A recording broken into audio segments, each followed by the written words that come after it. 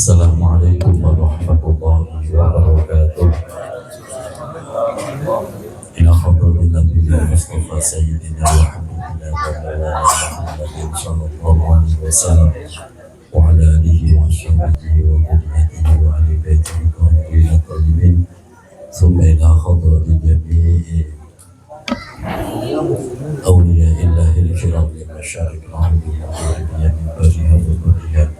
ونخص خصوصا المؤلف هذا الكتاب الشيخ محمد بن أبي بكر البشير السورية وجميع أساتذتنا ومشايخنا ومرشدنا ومعلمنا ووالدينا غفر الله لهم ذنوبهم وستر عيوبهم وثبت إيمانهم وجعل جنة مثواهم.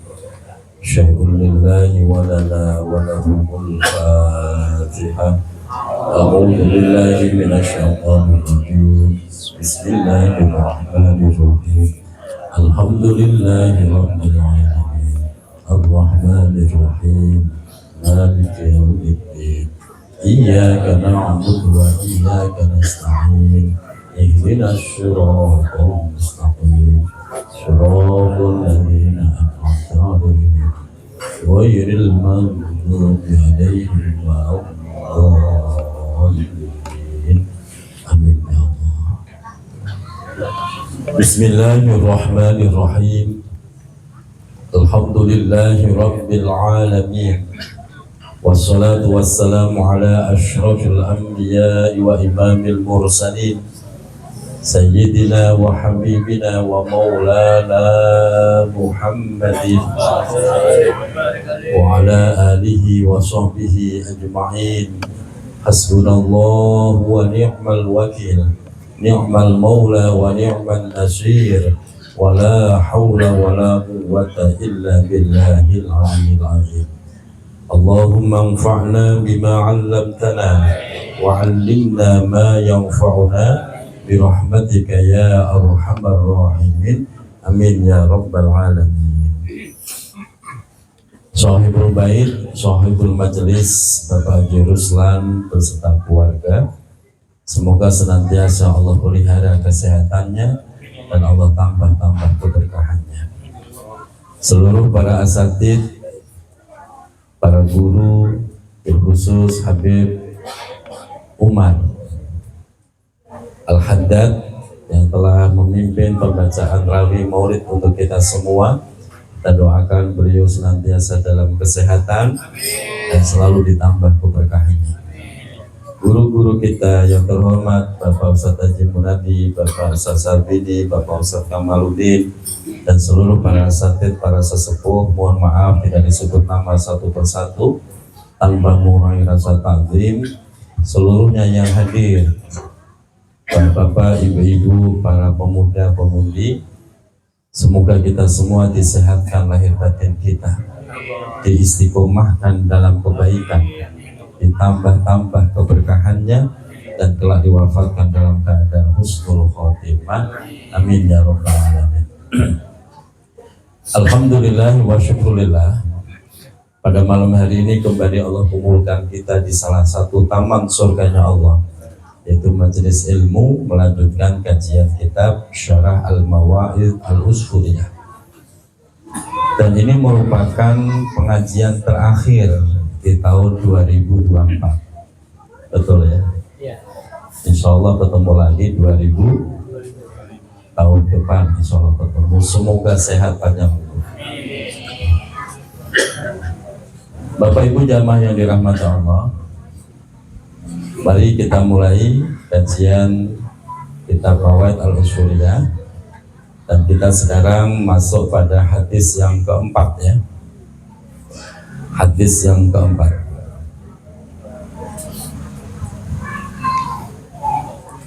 Bismillahirrahmanirrahim. Al-hadisur rabi'u, hadis yang keempat. An Ibrahim an Al-Qomah, ada baca Al-Qomah, ada baca Ilqimah, tapi yang masyhur Al-Qomah, yaitu datangnya dari sahabat Al-Qomah An Abdillah, dari Abdullah ibni Mas'ud radhiyallahu ta'ala, semoga Allah subhanahu wa ta'ala meridhai anhum, dari mereka semuanya, amin ya rabbal. Qala Ibrahim an Alqamah ini meriwayatkan, riwayatnya qala Rasulullah, telah bersabda baginda Rasul Muhammad sallallahu alaihi wasallam, sabda Rasulullah, man ta'allama baban minal ilmi, man, siapa saja, mau laki mau perempuan, mau besar muda tua semuanya, ta'allama, yang mau belajar, baban yaitu bab, minal ilmi, dari ilmu, tentunya bab ilmu yang dimaksud ilmu tentang agama, yang tafi'u, maka itu orang akan mengambil manfaat, bihi, dengan ilmunya tersebut, fi akhiratihi, di dalam kehidupan akhiratnya, wa dunyahu, dan kehidupan dunianya. Bahkan tidak hanya itu, a'tahullahu khairan, a'ta, maka pasti akan memberi hu, kepada orang yang mau belajar tadi, Allahu, yaitu Allah, memberi apa? Khairan, kebaikan. Kebaikannya berapa? Ya banyak. Jadi ketika khairan tanpa al, itu artinya banyak kebaikan yang akan diberikan lahu, kepada orang tersebut, minad dunya, dari kehidupan dunianya. Apa yang akan diberikan? Sab'ata alafin sanatin, alafi sanatin, yaitu 7.000 tahun kebaikan hidup di dunia. Sebanyak kebaikan itu 7.000 tahun.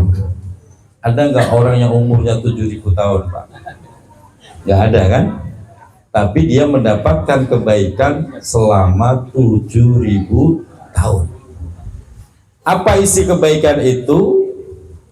Yaitu siyami nahariha, mendapatkan pahala puasa di siang harinya.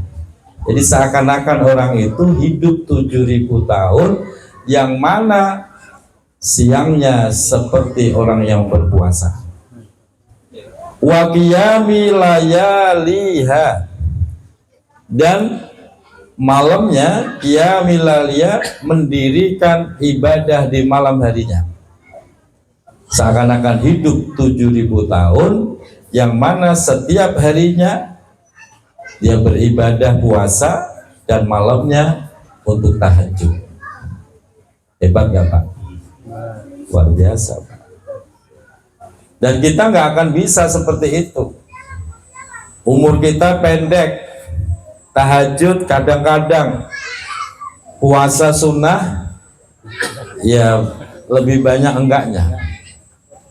Tapi dengan mau belajar ilmu agama, walaupun satu bab, maka dia mendapatkan kemuliaan sebagaimana hidup 7.000 tahun, yang mana selama hidup itu siangnya seperti orang yang berpuasa, mendapatkan pahala orang berpuasa, malamnya mendapatkan pahala orang yang mulai makbulan, dan ibadahnya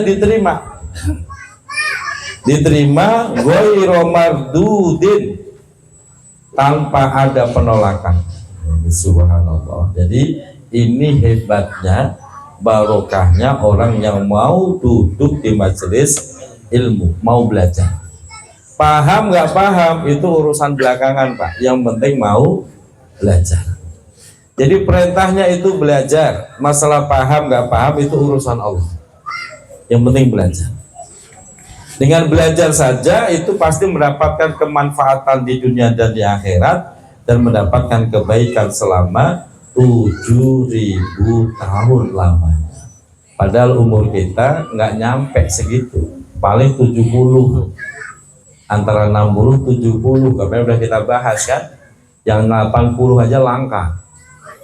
Nah, oleh karena itu bersyukur kita, bersyukur diberikan kesempatan, diringankan kaki kita, bisa duduk di majelis ilmu semacam ini. Ini bagian cara Allah memberikan rahmat kepada kita. Apa bedanya rahmat dengan berkah? Beda, Pak. Kalau rahmat itu namanya iradatul khair. Kalau berkah ziyadatul khair. Orang yang mendapatkan rahmat adalah orang yang dikehendaki Allah menjadi baik, sehingga langkah kakinya akan selalu ringan untuk melakukan kebaikan. Hatinya selalu berlapang dada untuk melakukan kebaikan. Kalau nggak begitu berat, Pak. Betul? Baik. Kalau nggak dikehendaki Allah, nggak dapat rahmatnya Allah, ngaji itu berat apa ringan? Ya berat. Kayak begini kan enakan di rumah, selonjoran, rebahan, ya Ustaz ya, bercengkrama dengan keluarga, kan begitu, Pak. Padahal Bapak udah seharian kerja capek ya, tapi masih mau malamnya ngaji. Dan ngaji kita malam lagi kan, jam segini baru mulai. Selesai nanti kira-kira jam 11, madang, jam 12 baru bubar sampai rumah. Kira-kira jam 12 setengah 1, belum tentu bisa langsung pulas. Ini aja saja baru berangkat udah dapat ujian, Pak. Saya tadi di jalan jatuh, Pak. Bapak sih nggak nolongin. Ini motor saya lagi bermasalah, gasnya itu derendet gitu, Pak. Kalau pelan tuh derendet gitu. Tahu-tahu ngegas, begitu ngegas saya rem. Emang lagi dibelokan, begitu ngerem mandek kan, kaki nepaknya kurang tepat, roboh, bukan jatuh lah, roboh. Sakit mah enggak, malunya, Pak. Masya Allah, mau ngaji kayaknya besok harus nurut juga kayaknya. Ini saya rasa-rasain ada pegel-pegelnya juga ya, Pak. Tapi yang namanya ngaji senang, Pak. Betul, Pak. Majelis taklim saya itu sekarang ada 21. Tidak ada yang bubar, alhamdulillah. Kenapa? Karena saya dasarnya senang. Saya rawatin dari 6 orang, terus saya rawatin. Gak ada yang bubar. Kenapa? Karena dasarnya senang ngaji. Beda kalau orang itu dasar gak seneng ngaji, kok cuma 6 orang, yang mending gak usah, akhirnya bubar. Tapi kalau sama-sama seneng, gurunya ya seneng ngaji, jamaahnya juga seneng, awet, Pak. Alhamdulillah gak ada yang bubar. Taklim saya, majelis taklim saya yang pertama itu di Pasir Putih. 2005 awal saya bikin majelis taklim di Pasir Putih. Sampai sekarang saya rawatin, yang dulu ikut ngaji masih SD, sekarang udah gendong anak, Pak. 2005 sampai sekarang berarti berapa tahun? 21 tahun. Itu luar biasa. Jadi nggak terasa saya tua di sini, Pak. Awal masuk Depok masih muda, Ustaz. Begitu sini lama-lama tua.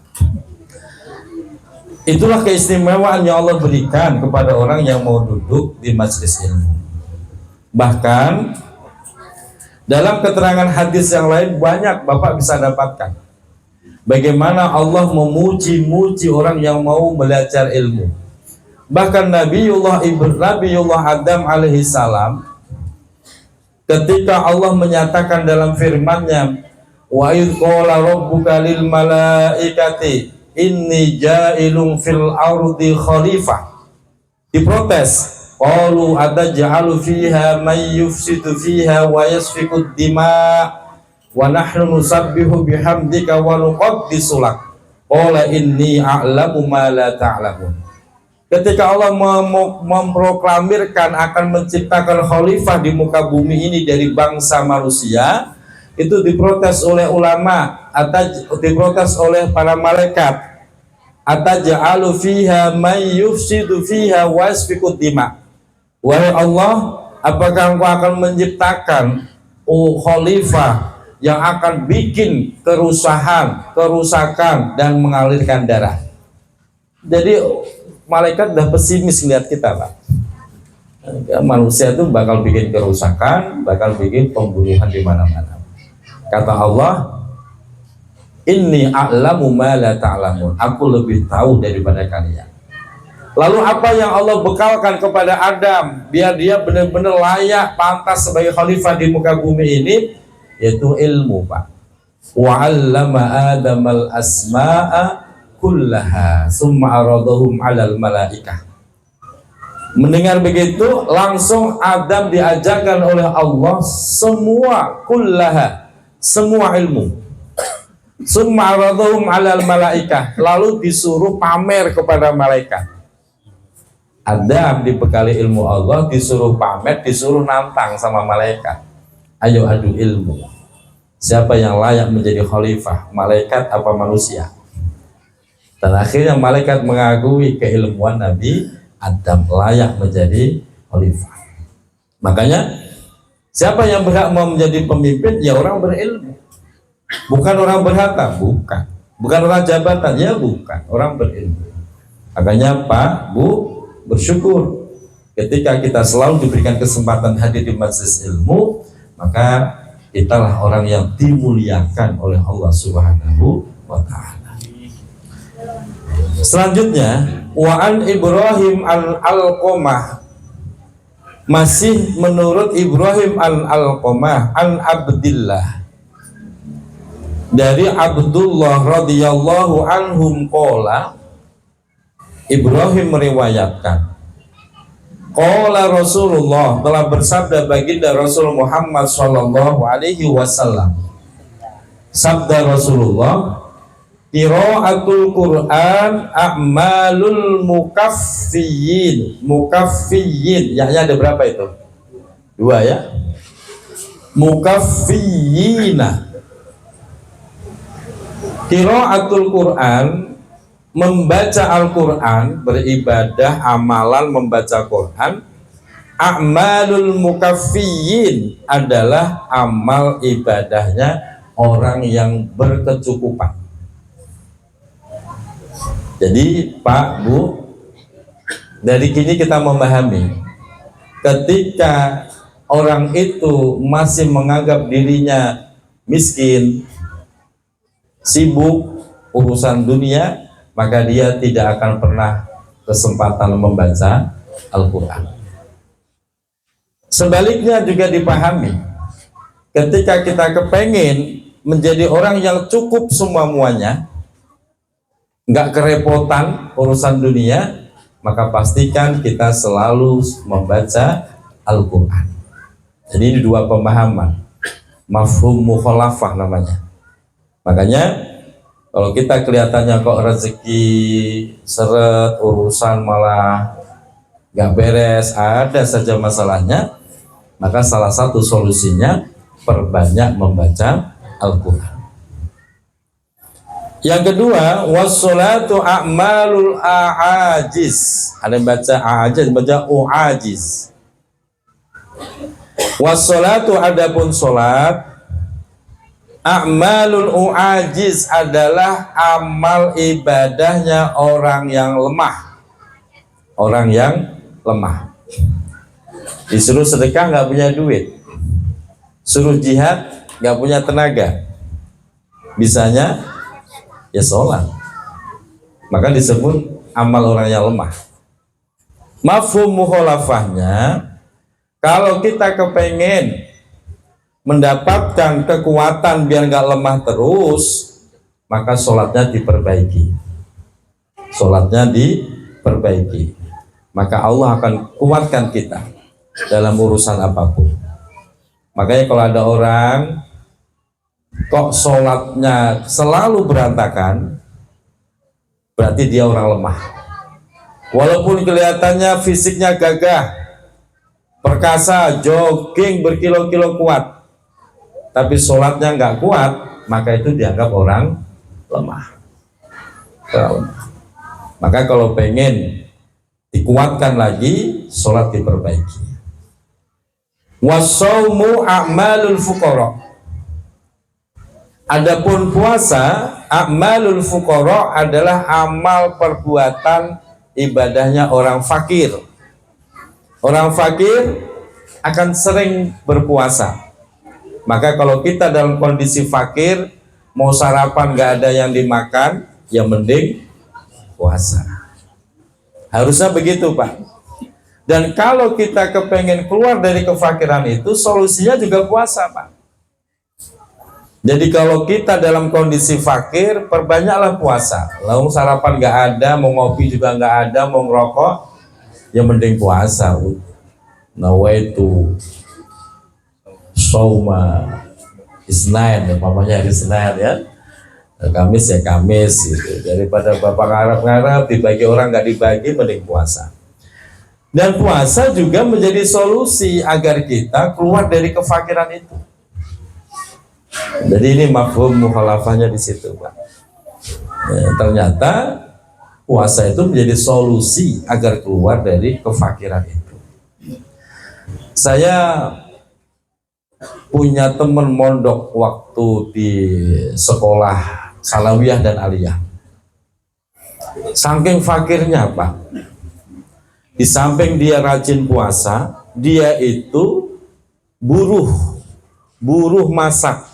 Kalau zaman saya mondok itu masak sendiri, Pak. Bukan kok dimasakin terus tinggal nyendok, itu enggak. Itu teman saya buruh masak. Buruh masak ke siapa? Ke teman-teman. Kita itu kalau masak rombongan berlima, berenam. Dia bilang, Kang, biarin yang masak saya. Yang penting saya diizinkan ikut makan. Begitu, Pak. Jadi dia puasa, dia buruh masak, makannya kalau pas buka sama mindu biasanya. Udah, itu subhanallah, sekarang dia jadi orang sukses, orang Jepara, bos mebel besar. Lebaran yang lalu saya silaturahmi ke rumahnya, ada Pajero, ada sedan, apa itu namanya, Camry, ya, Camry. Ada rumahnya gedong. Saya pikir ini rumah siapa, Kang? Saya nanya begitu. Ya rumah kulo, biasanya Raja, rumah saya deh. Serius ya? Serius. Subhanallah. Begitu mudahnya kalau Allah pengen membalikkan keadaan. Yang dulu nggak punya apa-apa, di pondok aja makan minta bahasanya, buruh, sekarang luar biasa. Di samping mebel, dia juga juragan jilbab. Dia produksi jilbab. Kalau ibu pernah lihat jilbab merek Ar-Rafi, nah itu yang punya dia, juragan jilbab. Itu luar biasa. Saya tahu persis kehidupan, memang kita satu pondok. Itu salah satu barokahnya rajin puasa. Nah sekarang fakir, iya, bodoh, iya, nggak mau puasa, nggak mau ngaji, ya akhirnya fakirnya abadan, selama-lamanya. Bodohnya juga ya selama-lamanya gitu. Makanya ini menjadi solusi. Kalau merasa ya Allah kok saya kok fakir terus ya, puasa yang rajin puasa. Makanya di dalam dunia pesantren itu ada namanya puasa dalail, Pak. Ada dalail Quran, ada dalail khairat. Dulu waktu saya mondok, dalail Quran. Dalail Quran itu 2 tahun. Setahun puasa, liburnya 5 hari. Idul Fitri, Idul Adha, Ayyamut Tasyrik, 5 hari. Itu kita puasa dalail Quran. Ada dalail khairat. Dalail khairat wiridannya sholawat. Itu puasa minimal 3 tahun. Jadi kita udah terbiasa dididik di pesantren ya puasa. Nah ini menjadi solusi. Kalau pengen keluar dari kefakiran, puasa. Wat tasbihu, adapun tasbih, a'malun nisa, adalah amal ibadahnya orang perempuan. Paling cocok perempuan memperbanyak tasbih. Subhanallah walhamdulillah wala ilaha illallah wallahu akbar. Kenapa demikian? Kenapa perempuan? Tasbih itu ibadah paling ringan. Itu tasbih. Pahalanya paling banyak. Kalimatani khafifatani alal lisan. Paling ringan di lisan.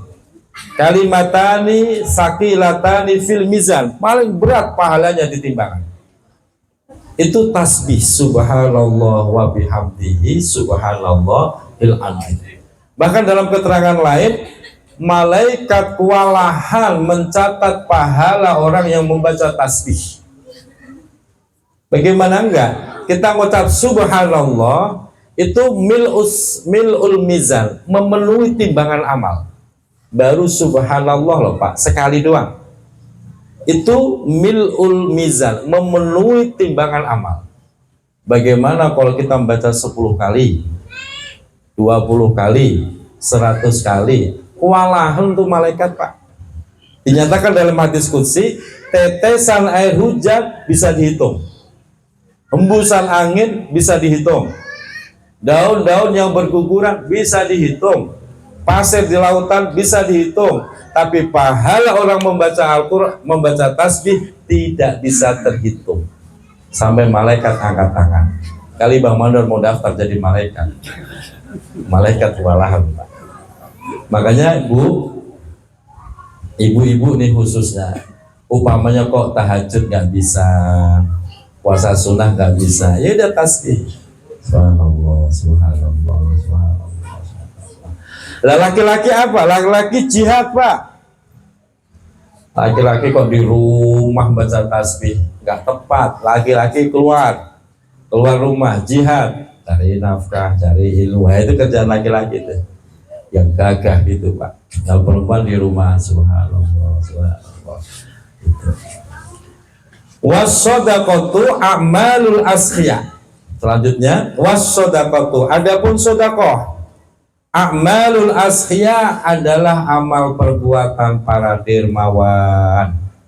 Bukan perbuatan orang kaya, enggak, karena yang kaya belum tentu dermawan. Tapi orang dermawan bisa mengkayakan dirinya.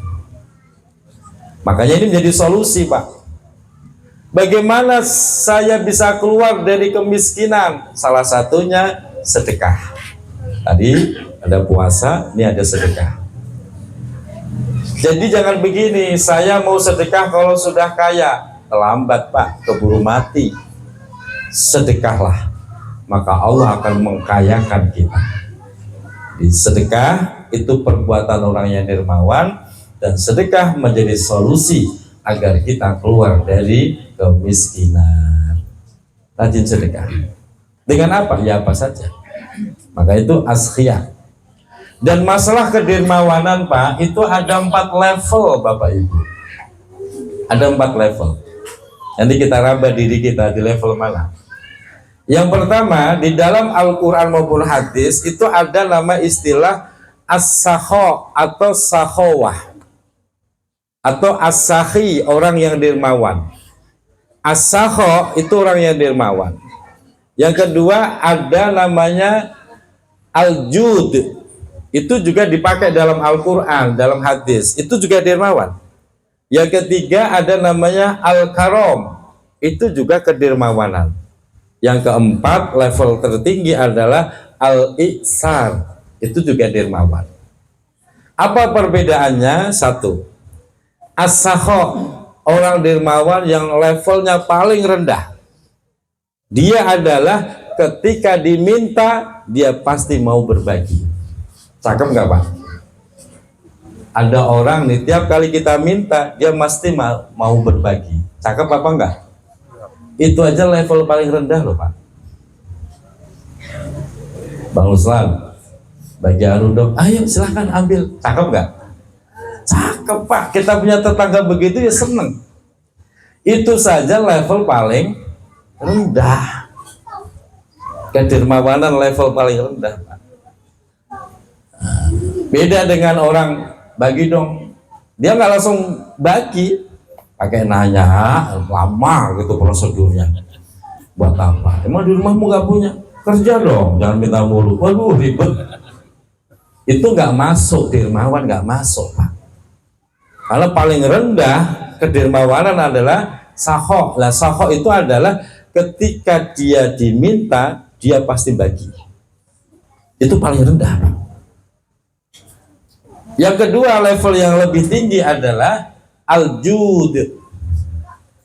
Al-jud. Jud itu siapa? Jud itu sama dermawan. Cuman dia punya kepekaan sosial yang tinggi. Dia akan berbagi, nggak nunggu diminta. Oh, itu bedanya, Pak. Dia akan berbagi tanpa nunggu diminta. Umpamanya kok tetangganya kena musibah, nggak usah pakai diminta, dia akan datang berbagi. Ada pembangunan masjid, nggak usah pakai diminta proposal, dia akan berbagi. Itu al-jud, dia punya kedermawanan yang lebih hebat, nggak usah nunggu diminta. Ada nggak orang begitu? Ada kan? Tapi kan makin langka, Pak. Jadi yang pertama ada sakho banyak, begitu al-jud makin langka, makin sedikit. Yang ketiga adalah al-karom. Level dermawan yang lebih tinggi al-karom. Karom itu siapa? Dia dermawan, dia nggak usah pakai diminta, dia pasti berbagi. Dan kalau bagi mesti banyak, nggak pernah dikit. Umpamanya kok masjid lagi bangun, berapa anggarannya? 2 miliar. Ya udah, 1 miliar saya nanggung. Wow, mantap. Itu al-karom, Pak. Ada orang begitu? Masih ada nggak? Wih, kira-kira kita di level mana nih, Pak? Jangan-jangan nggak masuk juga. Bahaya itu. Itu al-karom, Pak. Dia punya kepekaan hebat, kepekaan sosial yang hebat. Dan kalau bagi nggak pernah sedikit. Orangnya itu benar-benar loss gitu, Pak, urusan harta itu. Nggak terlalu perhitungan. Kan kemarin udah saya bagi, masa minta lagi? Nggak ada bahasa begitu. Bagi, Mas. Dan yang lebih tinggi, paling tinggi, Pak, dalam kedermawanan al-itsar namanya. Sehingga diabadikan dalam Al-Quran. Ada ayatnya, walau kana bihim khassasah wa man yu'siru ala qulubihim wa man yu'siru walau kana bihim khassasah. Jadi al-itsar itu dia sebenarnya sangat butuh, tapi dia merelakan untuk saudaranya mendapatkan itu. Itu al-itsar, Pak. Dia sangat butuh, udah 3 hari belum makan, tapi ternyata ada saudaranya yang butuh makan juga dan dia mempersilahkan. Ini kedermawanan yang level paling tinggi, Pak. Ini pamannya lagi ngantri nih. Kira-kira Bapak mendahulukan diri sendiri apa orang lain? Bapak lagi ngantri.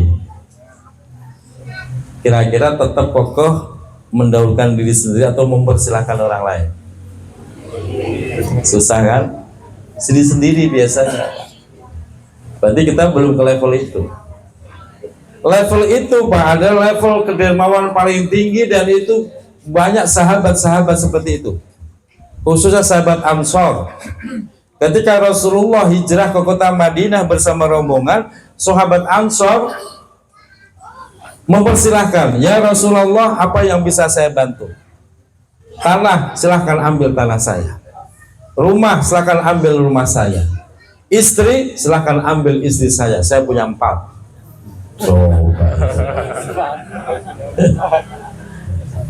Padahal masih butuh, tapi dipersilahkan gitu loh, Pak. Coba itu di Bulak Timur ada begitu. Jangankan makanan, antri bayar tiket aja disalib nggak mau, Pak. Kadang-kadang saya juga begitu, Pak. Ini orang ketemu saya, takdirnya luar biasa, salaman bolak-balik cium tangan. Tapi giliran pas lagi makan ngantri, loh saya disalib Pak. Itu terjadi Pak. Heran saya. Tadi waktu salaman seakan-akan begitu hebat memuliakan saya sebagai gurunya.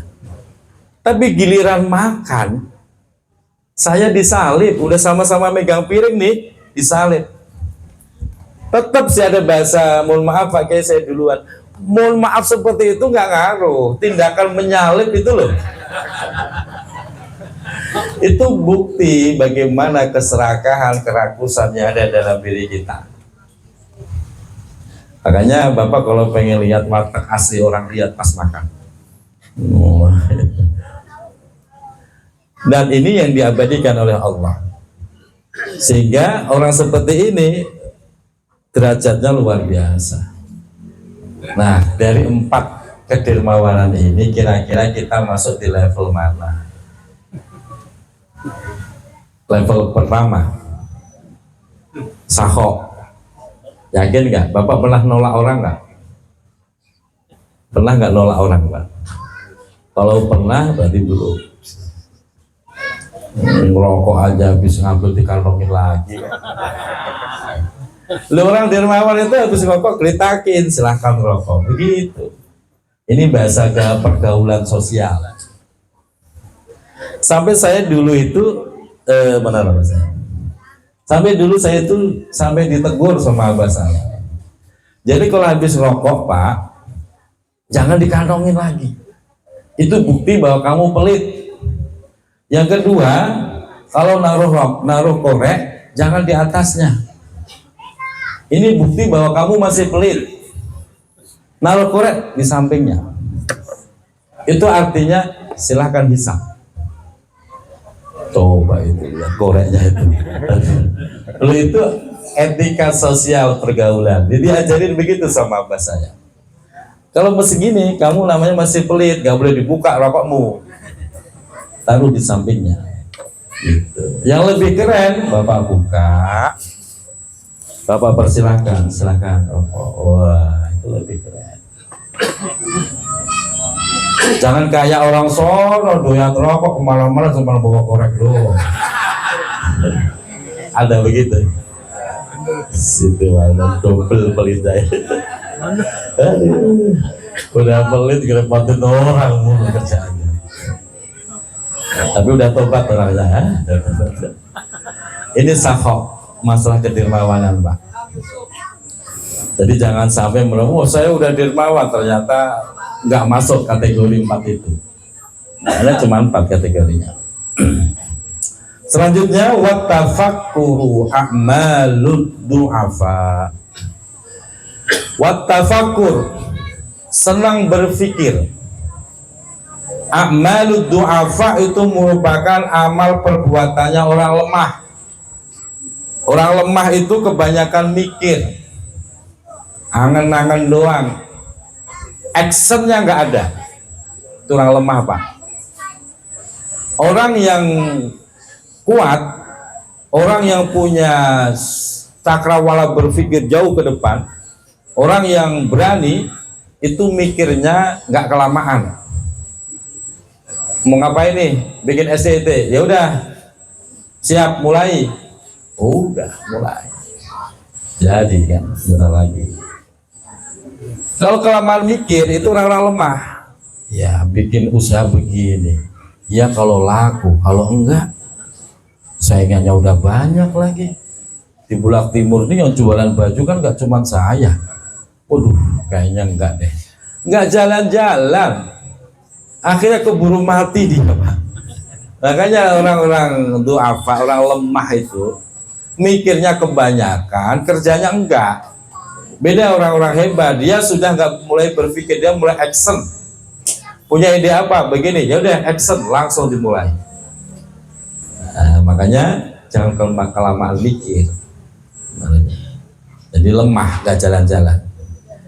Selanjutnya ala adullukum ala a'malil abtal. Ala adullukum, maukah aku tunjukkan kalian, kata Rasulullah, ala a'malil abtal, terhadap amalnya para pejuang, para pahlawan, para orang-orang hebat. Qila, maka ditanyakan, ya Rasulullah, wahai Rasulullah, wa ma a'malul abtal, apa itu amal abtal? Qala, Rasulullah menjawab, tolabul ilmi. Amal abtal, amalnya orang para pahlawan, orang-orang hebat itu adalah tolabul ilmi, mau belajar ilmu. Ciri-ciri orang besar itu selalu mau belajar. Ciri-ciri orang kerdil menganggap pinter dirinya, menganggap cukup sehingga tidak mau belajar. Dan ilmu Allah itu nggak bakal habis, Pak. Sampai kita mati loh Pak belajar, nggak bakal habis. Nah, ciri-ciri orang besar itu selalu membuka diri atas ilmu-ilmu baru, wawasan baru, informasi baru, membuka diri. Itu ciri-ciri orang besar. Tapi kalau dia menganggap sudah cukup, nggak mau terima ilmu, nggak mau terima informasi baru, nggak mau melihat perubahan, justru dia akan menjadi orang kerdil, nggak bakal berkembang. Nah, makanya di sini kata Rasulullah, amal orang-orang hebat, pahlawan itu adalah selalu senang mencari ilmu. Fa innahu nurul mu'min. Fa'innahu, karena sesungguhnya ilmu itu nurul mu'min, cahaya orang mukmin di dunia, di kehidupan dunia, wal akhirat, tidak di kehidupan akhirat. Sehingga dalam redaksi hadis yang lain, yang namanya nyari ilmu minal mahdi ilal lahdi, dari kita lahir sampai kita masuk liang lahat, sampai mati. Maka kalau bapak roman-romannya udah nggak mau nyari ilmu, ya berarti ya mati Pak, ngapain gitu kan. Makanya nyari ilmu sampai mati. Mengamalkan ibadah itu sebentar Pak. Sholat itu sebenarnya sebentar. Berapa tahun? Ya sebentar, pokoknya sepanjang hidup aja. Kalau udah mati ya nggak usah sholat. Tadi ibadah itu cuma sepanjang hidup, enggak selama-lamanya, enggak, cuman sepanjang hidup. Kalau udah mati berarti ya udah nggak usah ibadah. Kita ibadah selama-lamanya, enggak, siapa bilang selama-lamanya? Kita ibadah tuh enggak selama-lamanya, hanya sepanjang hidup. Makanya kalau kita romanya udah males ibadah, berarti tanda-tandanya udah bosan hidup. Ngaji, aduh capek, ke masjid capek. Kata Allah, itu orang udah mulai capek, cabut aja nyawanya gitu.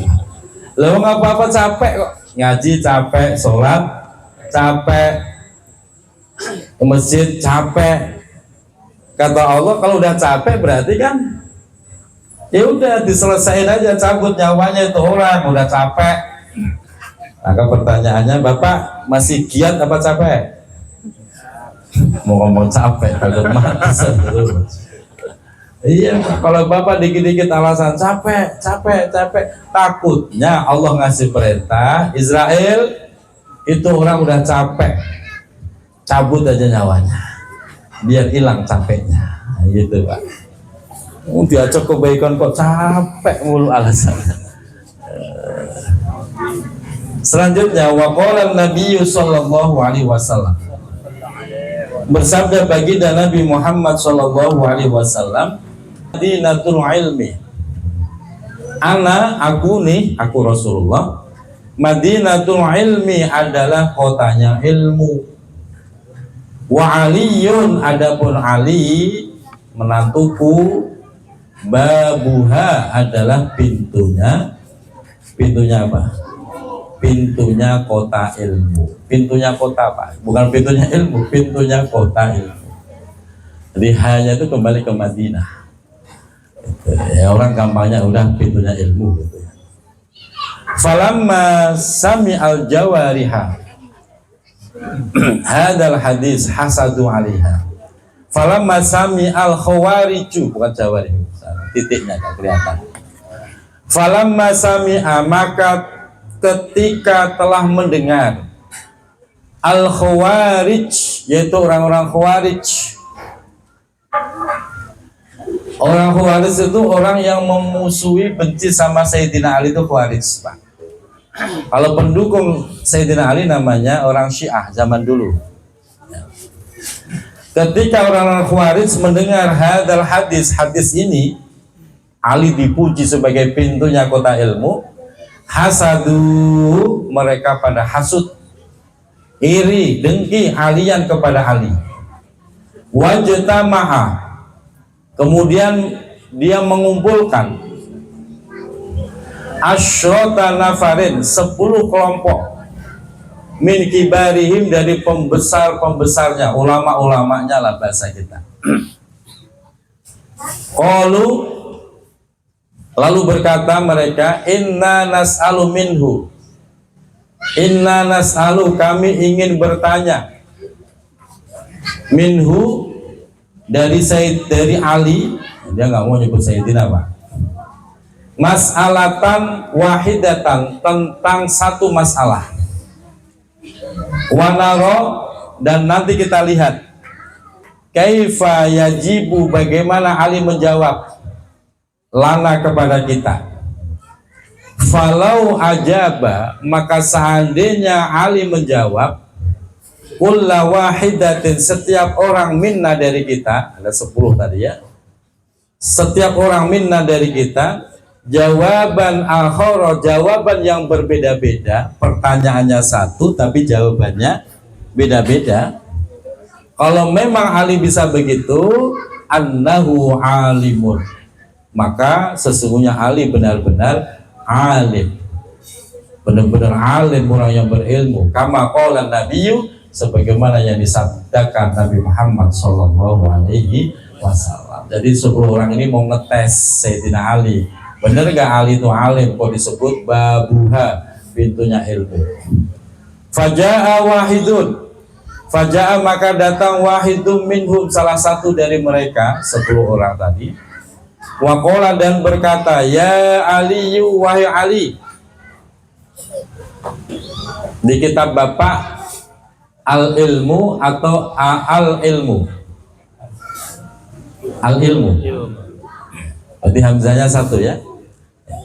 Al-ilmu afdalu amil malu, al-ilmu, ilmu lebih mulia atau harta yang lebih mulia. Fa'ajaba Aliyun, gimana menurut jamaah, lebih mulia ilmu atau harta? Lebih menarik ilmu apa harta? Bohong. Lebih menarik ilmu apa harta?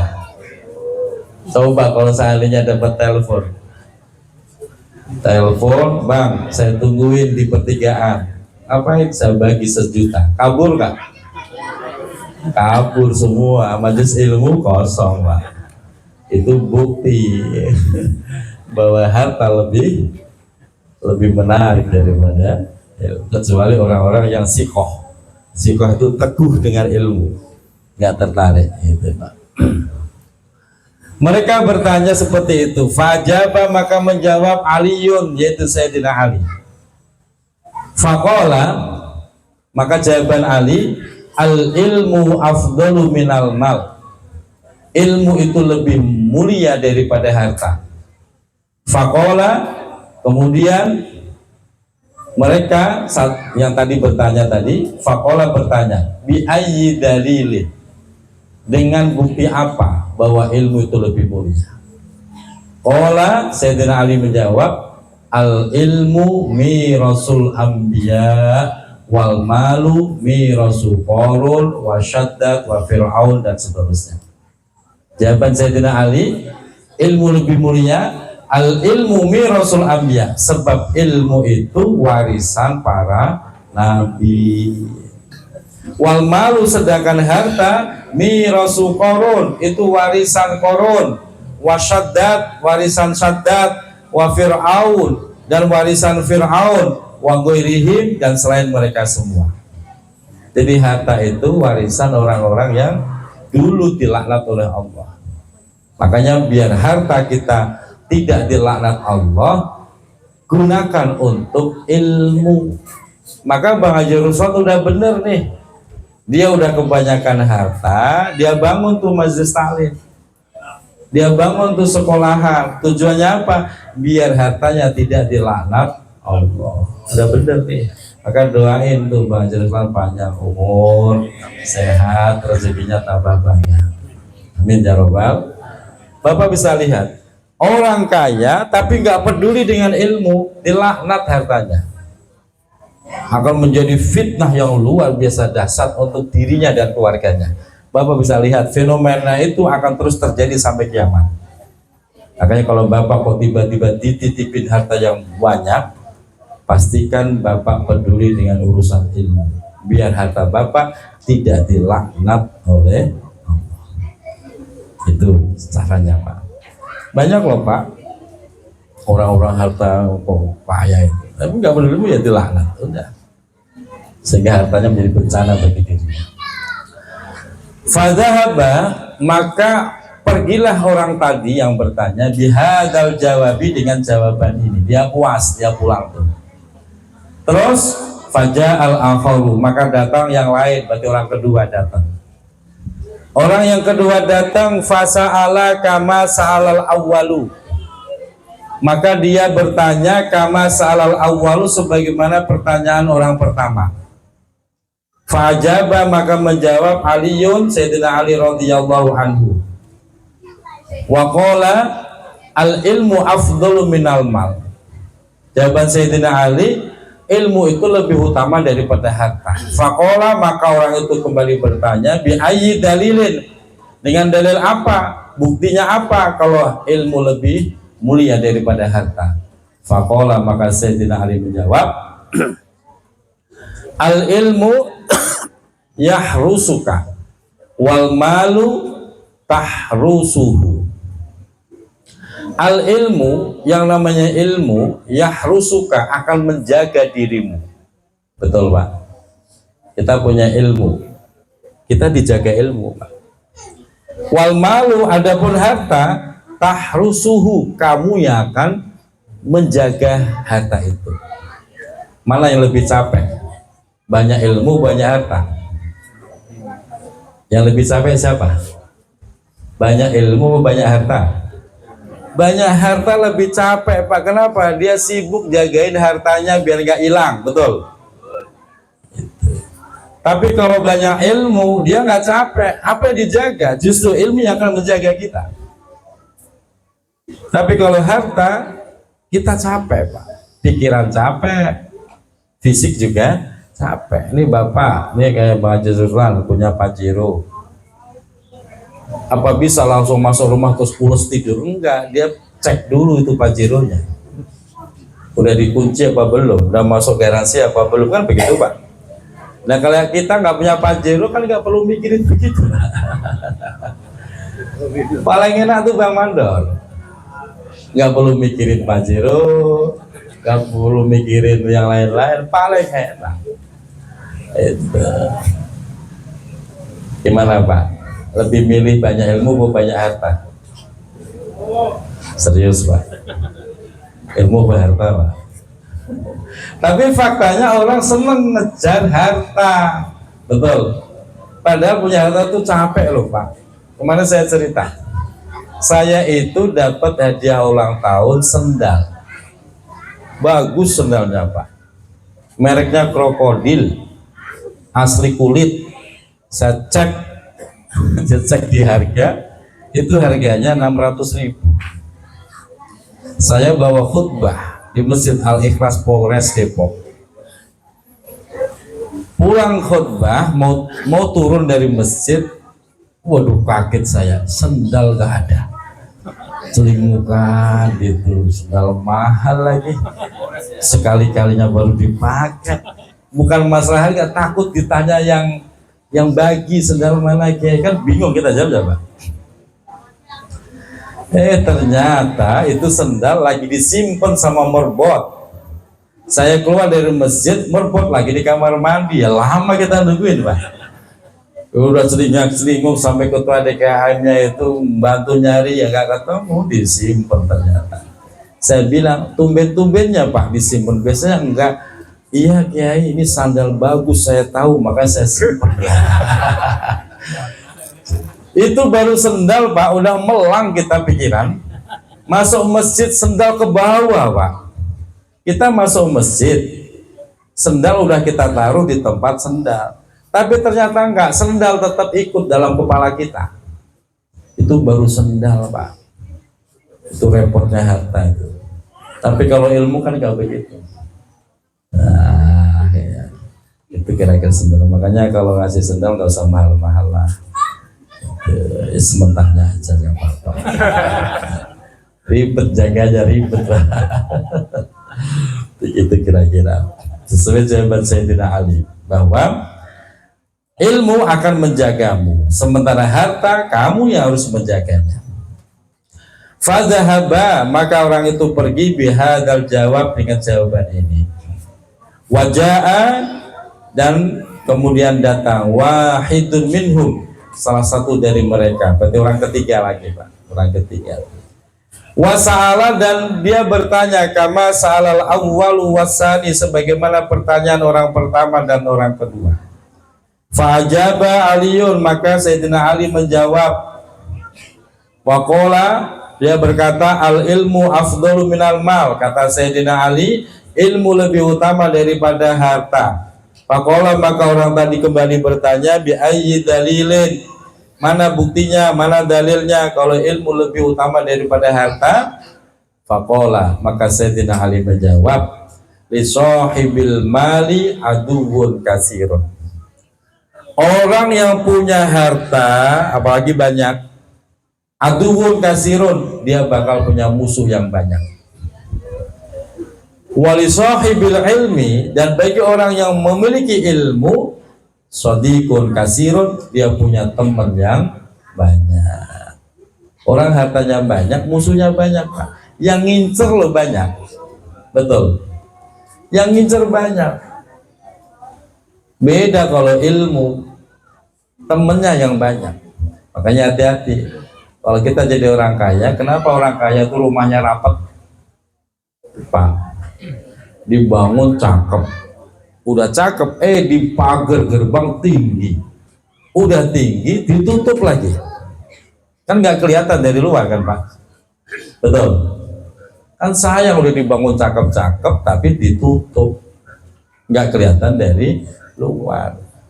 Kenapa? Takut kalau ada orang masuk, musuhnya banyak. Beda kalau kita bukan orang kaya, nggak perlu gerbang. Apa yang di gerbang? Betul? Pagar bambu cukup lah, nggak perlu gerbang. Nah di sini loh Pak, jawaban Ali yang luar biasa. Pertanyaannya sama, jawabannya beda-beda, dan semuanya benar. Ini terus Pak, panjang nih, sampai balik sampai 10 jawaban, 10 orang dengan 10 jawaban yang berbeda, padahal pertanyaannya sama. Kita cek dulu jam berapa sekarang. Ya udah 11 lebih ya. Cukup Pak ya? Cukup ya? Kita tandain, insya Allah kita lanjutkan pertemuan mendatang. Semoga sehat panjang umur. Mohon maaf lahir dan batin. Assalamualaikum warahmatullahi wabarakatuh. Warahmatullahi wabarakatuh.